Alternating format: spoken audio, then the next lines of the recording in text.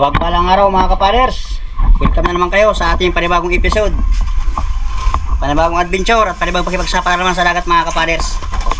Para makadali siya ng pambigas na naman.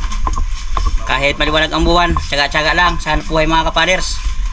Ito yung ating mga kasama, superhero. Yan. Alis na rin mga kapaders.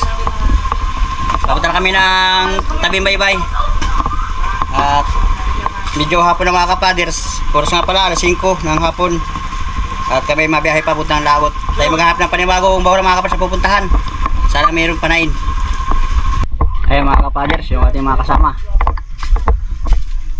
Si Kadabis Rico, si Puyo at si Butchokoy. Ang mga ekstranghero. Medyo mataas pa ang sikat ng araw. Yan. Ayan mga kapaders, bahagi ng kalmahan dagat. Maraming salamat Lord sa paghaplo sa karagatan at kalmadaan dagat. Panibagong dive ulit tayo, panibagong adventure. Naroon, Buena Mano, nasa pinakang ilalim, malaking bukawin. Lagata ka dyan, tinamaan sa palikpikan. Magandang klaseng isda na naman ang ating Buena Mano. Salamat Lord na marami. Itong bahurang pinuntahan namin ngayon, kalapit lang ito nung aming pinuntahan ng isang gabi. Kalawakan na bahura kaya ito, kaya nirestro ko sa GPS. At para meron tayong balik-balikan dito sa butas, oy, dalagang bukid. First class na isda mga kapaders. Dito sa kabilang butas, dito ko ikutan. Na ito, nakaharap sa akin. Alangayin ang tayo. Panahin ko na. Magandang klaseng isda kagad nating nahuli. 2 pirasong isda pala ating nakapana. Pambinta parehas. Hanap pa tayong isda. Naroon. Budlawan. Tamaan lang. Uy, nakapunit. Labas ang bituka. Pang ulam na laang ito. Reject na ito mga kapaders. Malaki ang tama. Tuloy-tuloy na yata ang kalaman ng dagat. Sana nga. Uy, balawis. Maganda talaga itong bahura. Sana may kasama itong balawis. Ganda ang bahura kaya, malinis at malinaw pa ang dagat. Kaya laang maliwanag na ang buwan para ding umaga. Uy, bukawin. Iikot ka pa. Sigurado ito bukas ang pambigas. Ayos na ito, pandaradagdag. First class na isda na naman. Makakaulam tayo ng magandang klaseng isda. Pag wala tayo napa ng pang-ulam, hanap ulit tayo. Surahan. Yun, tumago pa. Sugitin ko dito para umatras. Atras na, lobas ka na. Lagata ka dyan. Uy, babalik pa sa butas. Butit na hila ko ng kaunti. Wag lang makabunot pag ikot. Kawabawa lang ito aming nasisidan. Baka ito mga 5 dipa or 4 na dipa o 3 dipa ang lalim. Babaw lang ito. Uy, isda uli. Isang ikot pa. Ikot pa. Salamat Lord. Andito lang pala ang mga first class na isda, halos pili. Tuwa na naman sigurado ang buyer. Hanap ulit tayo. Tsaga-tsaga natin kahit maliwanag ang buwan. Naroon mga kapaders, itong tayong inalis ko muna. May lapu-lapu sa butas. Kakaibang lapu-lapu ito. Umalis ka dyan. Ayan na, namumulyang na mga kapaders. Uy, ibang klaseng sibungin. Ito yung lapu-lapong nakita ko sa fountain. Siguro ko nung bumagyo, lumukso ito sa fountain, pumatak sa dagat. Kapantayan na bahura na ito balawis or danggit. Alangayin tayo. Minata ko mga kapaders. Alangayin kaya pag sa katawan, pag pinana ko, baka duplasan, mayroon pang isa na ito yung kasama. Yon, ganda ng tayo, nakatagilid. Gay ang pisto. Maganda ang patamaan. Sure ball. Yan ang sinasabing binalawis. Ayos na ito, bali 2. Parehas malaking balawis. Pandaradagdag. Hanapan natin. Na ito pa. Gitik. Anong klaseng isda ito? Bitilya rin ito mga kapaders. Kasamahan ito ng bukawin sa kilo. 130 lang ang kilo. Dito sa amin mura lang isda. Delikadong maiulam ang magandang klaseng isda. At wala tayong nakapa ng pwedeng maiulam. Hanap ulit tayo. Na ito, paro. Ganito talaga ang buhay namin mga paralaot. Yung mga ganang klaseng isda, binibinta namin. At yung medyo mahina, yun ang aming pang-ulam. Masaya na kami kung anong meron kami pwedeng maiulam.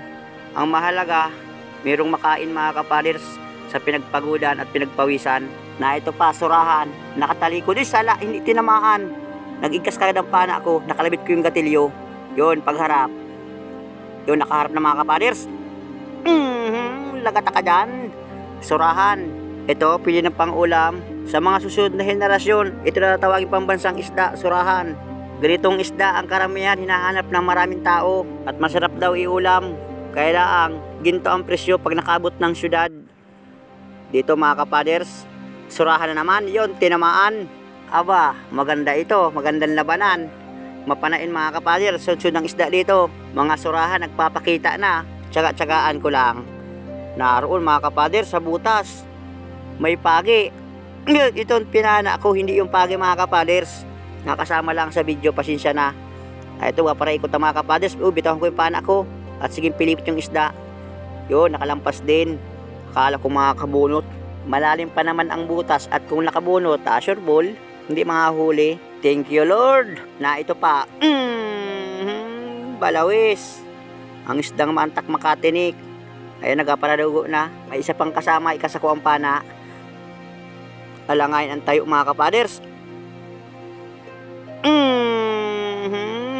Susuot pa. Bali dalawa. Meron ng kasamaan yung lapan atin promero mga kapaders. Siguro ko itong balawis marami itong magkakasama. Maliwanag lang kaya ang buwan ay ang isda kaya kapag may buwan sige lang ilaang para ding umaga. Dito sa butas may malaking surahang sumuot. Uy, laki. Nakatalikod pa. Alangayin mga kapaders yan pagbalik. Yun, tinamaan man. Buti at nagitik. Salamat Lord. Kortang linaw na ito. Masarap itong palang-palangin. Tapos ibibilid ng isang oras sa init. Tapos pipirituhin. Tapos dutdutan, kalamansi, kamatis at sibuyas. Saka may konting suka. Masarap mga kapaders. Pero the best dito, inihaw. Yan ang karamihan luto dito sa amin. Hanap ulit tayo. Baka mayroon pang mga kasama. Tsaga-tsaga. Dito sa butas, silipin natin. Naroon, buntot lang ang kita, malaking kanuping. Sana tamaan. Yun, tinamaan nga mga kapaders. Huwag lang makabunot. Uy, nang makabunot. Kasasabi ko lang, huwag makabunot, nakabunot man. Nasa na kaya yun na ito? Sigurado ka na dyan, hindi ka na makakatakas. Ayun, tinamaan sa unang pana mga kapaders. Malapit sa buntot, kaya nakabunot. Na ito sa tapat ko may lumalangoy. Anong isda kaya ito? Ang paborito kong pang-ulam palan, bukaw na isda. Gitik. Tinamaan sa mayor na tinik. Ayos na ito. Meron akong paksiwi na naman. Sana mayroon pang kasama para madalawahan lamang. Hanap ulit tayo. Dito sa butas. Singkag mga kapaders. Uy, naroon. Nasa pinakang ilalim, nakasiksik. Surahan. Pambinta naman. Katamtami ang laki. Kaunti na lang yung aking nalagyan, mapupuno na. Testing uli ang dalawang dive. At kaya na ang lamig. Kaya ng katawan ng lamig. Kaya lang ang ulo pag nagngimi na. Masakit sa ulo. Hintay kong humarap sa akin ng surahan. At mamatahin ko. Sige, pulyang. Hindi ka dyan mga kabunot. Ididiin ko lang yung pana sa bato. Yun, nakalampas. Sigurado na ito. Salamat Lord. Lalaki ng surahan dito sa parting babaw. Lulutang muna ako. Salamat ulit sa inyong panonood. Magandang gabi mga kapaders. Ganda ng aming huli sa unang dive. Ang kuri ko man. Nakabarabanagan man kami dito. Sakto pati at may turista. Baka yung aming banagan mabili. Bigay ko lang yan 700 ang kilo. Dalahan ko papabanagan mga kapaders. Isang tulog na lang. Maraso na. Summer na mga kapaders. Dito sa amin sa isla. Gaitong summer dagsaan ng mga turista. Kaya ipon-ipon tayo ng banagan. At kung sakaling mayroong maghanap, meron tayong maibinta. Siya yung aking huli mga kapaders. Tatanggalin ka na si Rico ng banagan.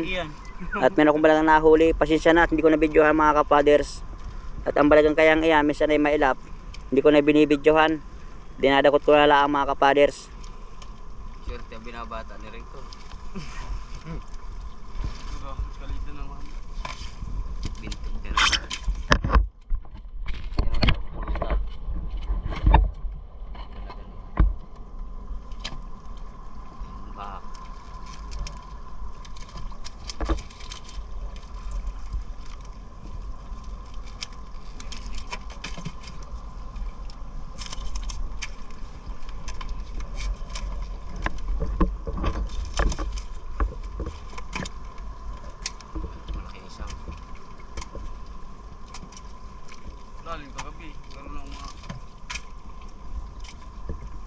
nabali na pala isa. Sungay na isa.